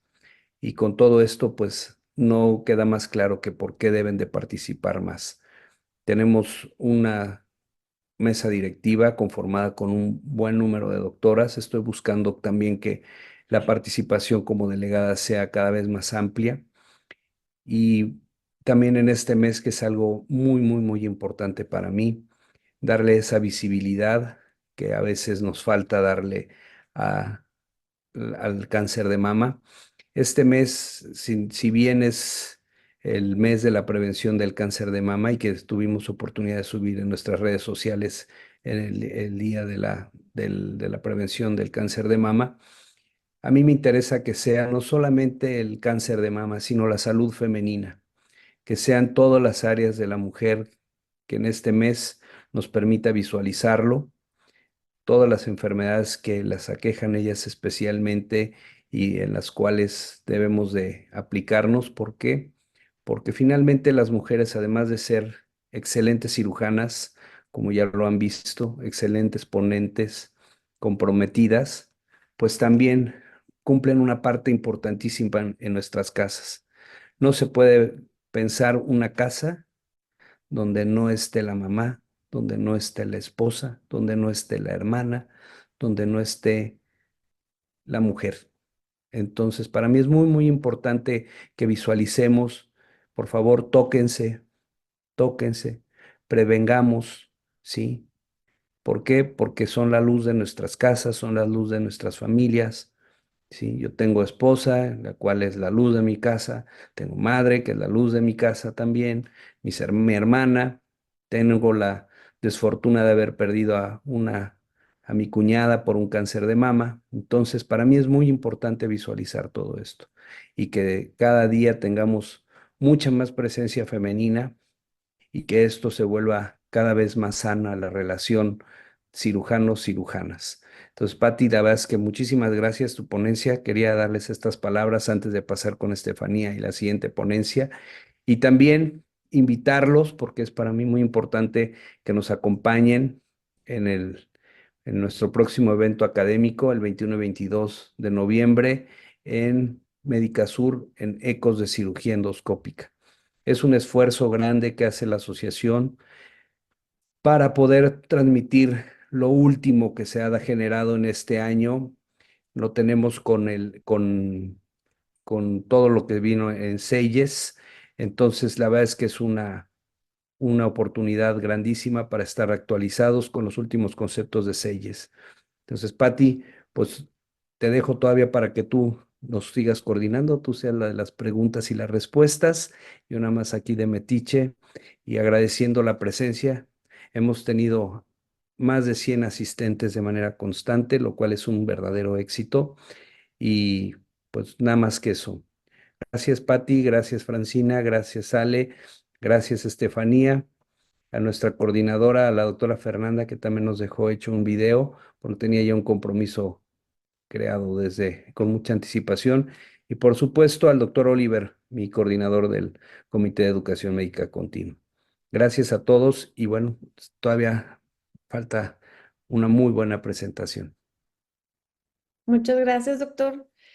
Y pues bueno, nuestra última presentación va a estar muy padre, yo creo, porque es a cargo de la doctora Estefanía Villalobos Rubalcaba y se trata acerca de algo que no es cirugía en general, apreciación del vino. Yo creo que ya somos expertos algunos, y va a estar muy interesante. Adelante, por favor.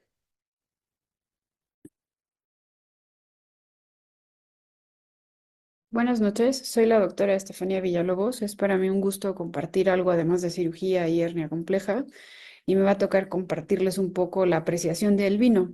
Agradezco a la doctora Fernanda por la oportunidad de no solo hablar de cirugía, ya que como cirujanos, pues realmente creo que el 110% de nosotros bebemos, ¿no? Entonces, el vino a mí me ha traído bastante poder conocerlo a profundidad. En la Universidad Ibero tuve la oportunidad de estudiar varios diplomados, entre ellos este de formación gourmet y sommelier.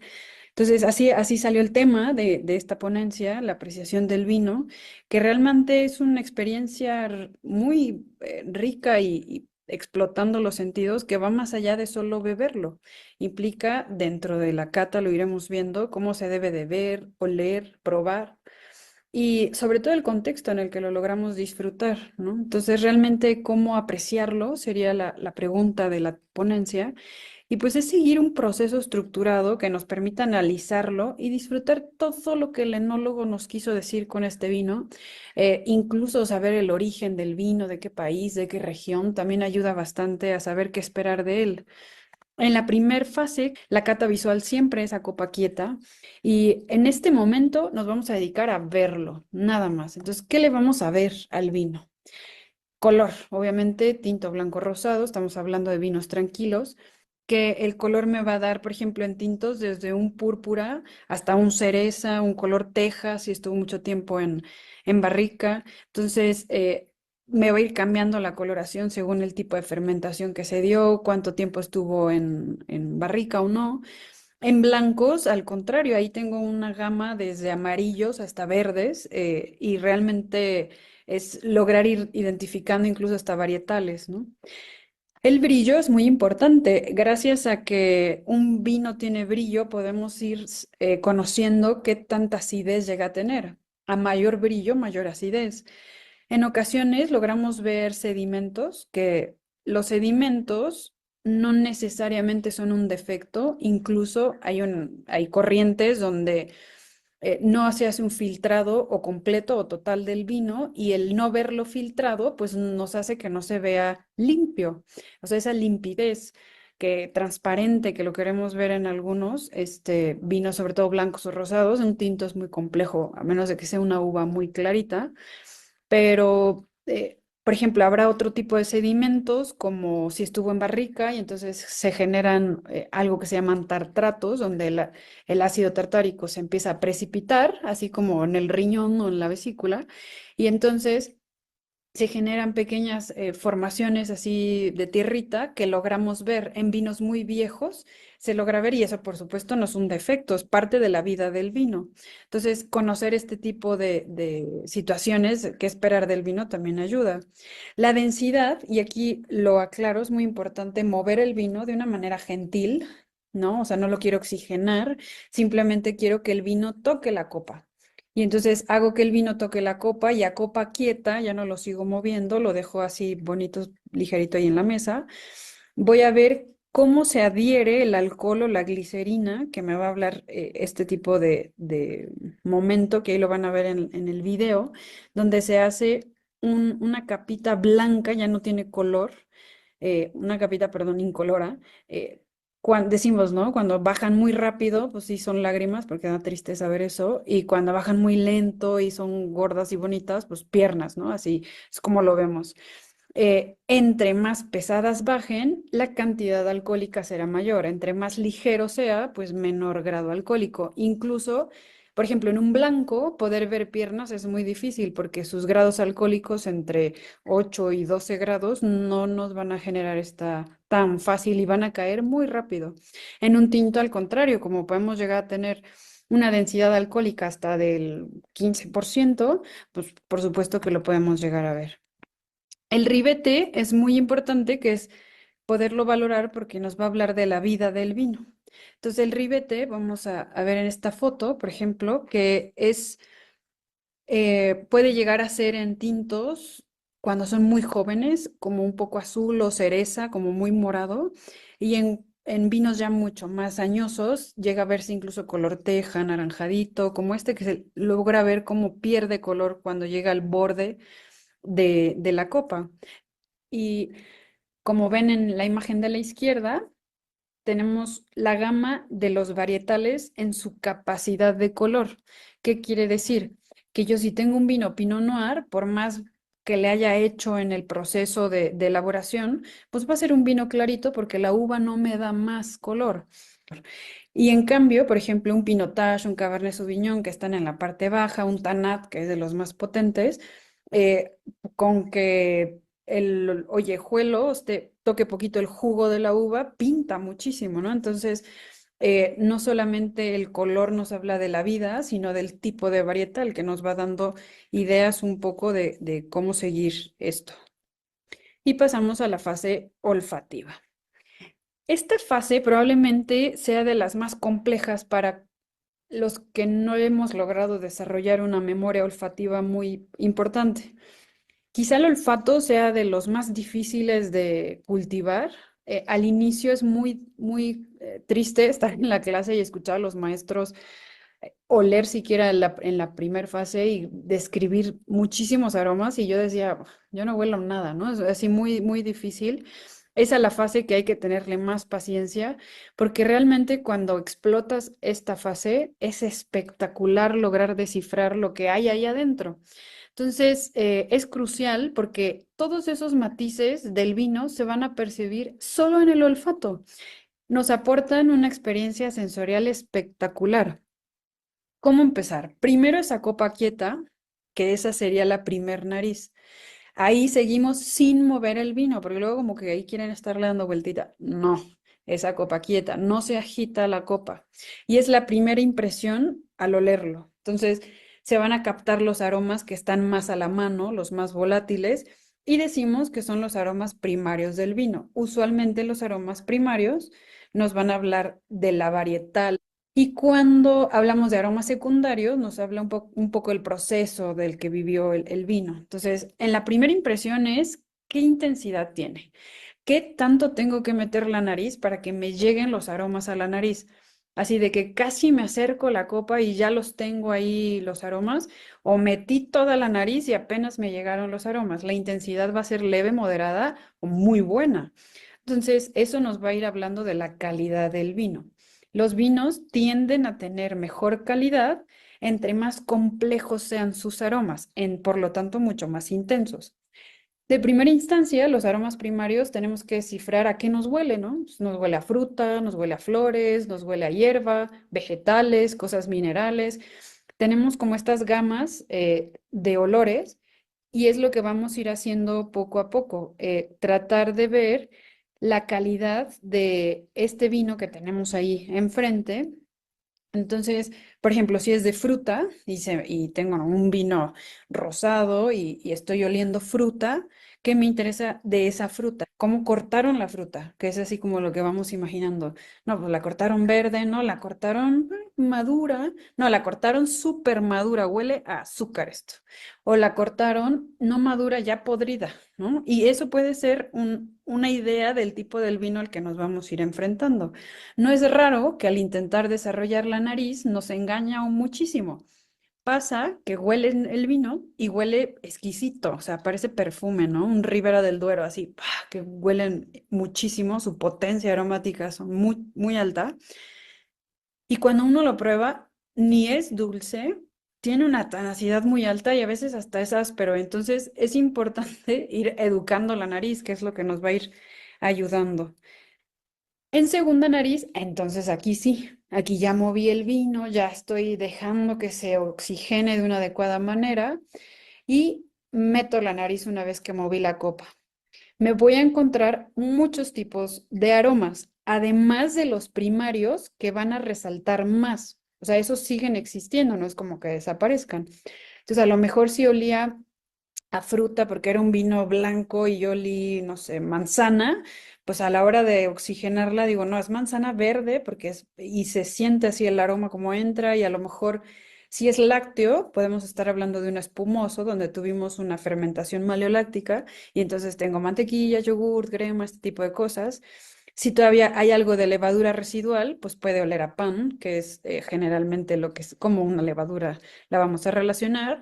Si es un vino tinto y estuvo en una barrica, pues entonces va a tener olores de madera. Esta madera va a depender de qué tan tostada está la madera y entonces, eh, no solo, bueno, nos va a depender de qué tan tostada está y de dónde es la madera. No es lo mismo el roble francés que el roble americano, que el roble húngaro. Entonces, van a ir diferenciando, incluso hay sommeliers que solo por oler logran descifrar, no, pues fue roble francés, ¿no? Y ya se entra a cosas así muy técnicas, pero en general, la clave es poder discernir si huele a vainilla, tocino, cuero, animal, coco, tabaco, o sea, este grupo de aromas usualmente corresponden a madera. Y la oxidación que sucede muy frecuentemente en los vinos, porque gracias a esta oxidación el vino va a ir evolucionando y depende del grado de oxidación, vamos a tener miel, caramelo, café, nuez, almendra. Y estos aromas no deben de ser molestos. Además de encontrar los aromas primarios a la fruta, por ejemplo, frutos rojos, que todo el mundo les así mal ven un tinto y huele a frutos rojos, ¿no? No todos huelen a rojos, por ejemplo, un Malbec, fruto negro, muy compotado. Entonces, vamos a ir diferenciando así un poco de este tipo de aromas conforme más bebamos, que es lo más padre de esto. Hay que tener años cata, hay que tener experiencia en beberlo. Y ¿qué hay que tener en cuenta de todos estos aromas? Una vez repito, hay que tener en cuenta la intensidad, la calidad del aroma. Entre más persistencia aromática tenga, es mucho mejor calidad del vino. Le echaron muchísimas más ganas a ese vino, eligieron las mejores uvas, los llevaron a una barrica de primer uso, o sea, le dieron todo para que fuera el mejor vino y esto lo vamos a encontrar en vinos donde hay una persistencia aromática importante, que es larga, los aromas no disminuyen, sino que continúan, no deja de oler y existe gran variedad de aromas, eso habla de la complejidad. Si solo encuentro un grupo de aromas, y por ejemplo un blanco, que suelen ser los más simples, si solo encuentro, no, pues solamente me huele a vegetal, o sea, yo lo huelo y huelo hierba, no me huele otra cosa, habla de que no es un vino complejo. Pero si yo un mismo blanco me lo llevo, no sé, un chardonnay que estuvo en barrica, pues me da una complejidad importante, o sea, huelo desde la manzana, desde el durazno, la piña, puedo oler vainilla, y entonces empiezo a tener como una gama de aromas importantes. Eso me habla de la complejidad y la evolución que puede ir dando en copa. Puede haber defectos, que esto lo importante sería poder encontrarlos desde la nariz. Y entonces si estamos en un restaurante, pues los regresamos, ¿no? No vamos a consumir y pagar algo que está malo. Entonces, ¿cómo nos defendemos ahí? Si huele corcho, que en realidad es el tricloroanisol, que es esta parte acorchada, es humedad. Además del olor a corcho, va a haber oxidación. Entonces, la oxidación va a ser como esta manzana podrida, vino pasado, que es muy fácil poderlo descifrar desde que se abre. Incluso el color deja de tener brillantez. Un vino que no brilla, probablemente, o sea, casi siempre estará malo. Entonces, si además tiene datos de oxidación, pues sin duda lo podemos regresar en cualquier restaurante. Y sulfuroso, pues es este olor de huevo podrido, de cerilla, que son indicativos de exceso de azufre en la vinicación. Para concluir la capa olfativa, lo importante es ver el panorama completo del vino y que nos va a preparar para probarlo. Entonces, un buen vino tiene que ser armónico con lo que estoy oliendo, si es coherente o no, si hay aromas o no que desequilibran, pero va a tener que ser todo esto que descubrí al verlo y al olerlo, tiene que ser coherente al probarlo. Y eso, pues, es la parte más bonita del vino, probarlo. Probablemente es cuando recibimos todas estas características esenciales del vino, podemos confirmar todo lo que olimos y vimos y nos va a dar una evaluación mucho más profunda y estructurada y qué esperar en el paladar.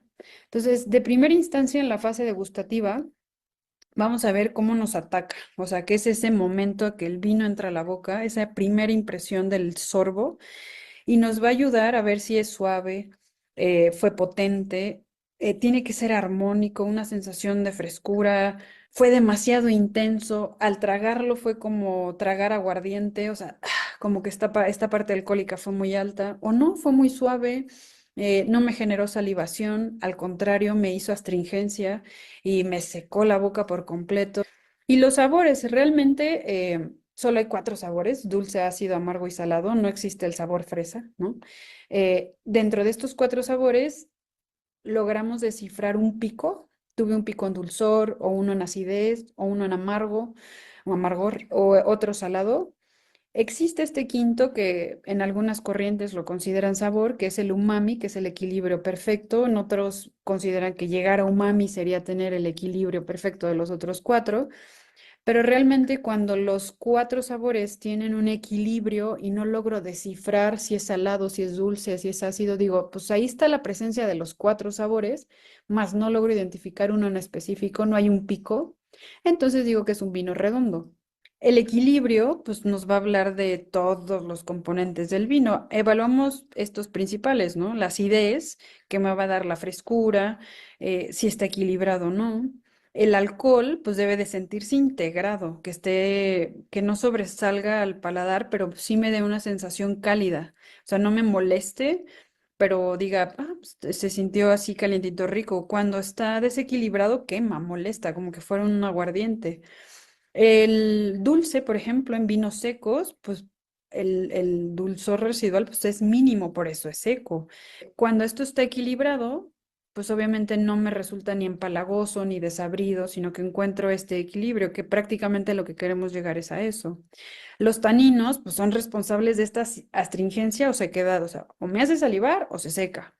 Entonces, en un vino joven puede ser muy fuerte y muy astringente, y un vino maduro, por ejemplo, es mucho más suave, aporta bastante estructura, pero no me agrede el paladar. Son taninos que decimos así como aterciopelados, como sedositos, suavecitos, y entonces nos generan, por eso los vinos con mayor tiempo en barrica, mayor calidad, pues generan unas sensaciones más cómodas, más para el paladar, es mucho más agradable beberlos que pues un vino joven que puede ser muy tánico, muy potente. Y la textura también es importante lograr al momento del paladar cómo la recibí. Es sedosita, es cremoso, es rugoso, es áspero. La persistencia del vino en boca es importante. Generalmente esta persistencia se mide en caudalías, que son los segundos que dura la persistencia. Un vino de alta calidad, pues su persistencia es superior, donde todos los sabores están presentes por varios segundos, y una vez que lo tragamos, queda una impresión duradera, muy cómoda, no molesta. Un vino que cambia y evoluciona en boca y me da muchos matices en el paladar, pues siempre será mucho más complejo. Y este final o retrogusto o posgusto, que es lo que pasa una vez que lo tragamos, entonces, ¿qué nos quedó en boca? Y sobre todo como en la parte posterior de la lengua, me quedó una persistencia de los sabores, es seco, es amargo, me hizo salivar, no fue agradable, y puede resultar como punto clave de la experiencia. Cuando el retrogusto, esta parte de atrás de la lengua, nos generó una sensación cálida, nos invita a seguir otro trago y seguir la alimentación, nos hizo un balance, pues sin duda es un vino que vamos a seguir consumiendo. Cuando en cambio a la hora de tragarlo fue molesto, fue muy alcohólico y molesta, pues no se logra hacer incluso un maridaje adecuado. La evolución en boca es sobre todo evaluar cómo es ese ataque desde el inicio, o sea, de cómo nos atacó hasta el final, cómo fue esa estructura. A lo mejor empezó siendo frutal y fresco y después se puso un poco especiado, terminó un final muy largo y complejo, pues esos son de las mejores experiencias, ¿no? Y la sensación general, o sea, vamos a darle ahí como nuestro último balance así de todo, estuvo equilibrado en todos sus componentes, fue armónico o no. La verdad es que pues lo vamos a beber porque somos cirujanos y no lo vamos a beber, pero no sobresalió nada realmente.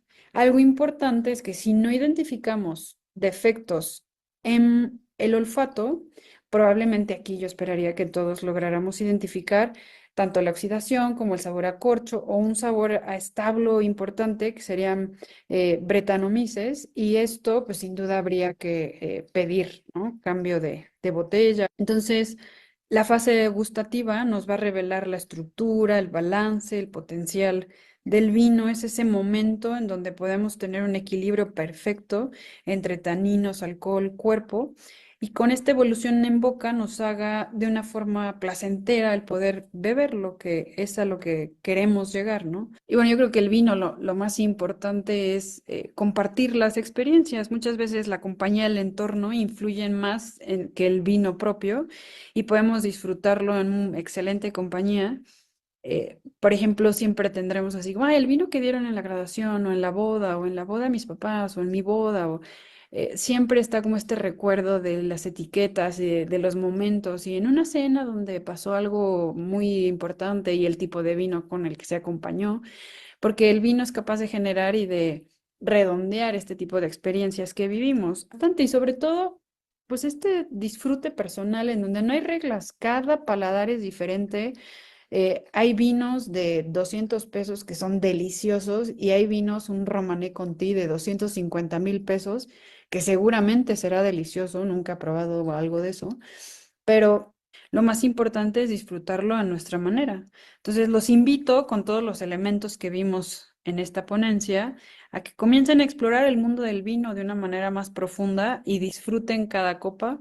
Muchas gracias por permitirme compartirles algo del vino. Algún día espero poder brindar con ustedes o acompañarlos en este proceso de cata, que es bastante divertido. Es para mí un honor haber estado con ustedes. Agradezco mucho a la doctora Fernanda y al doctor Will por la invitación, y gracias.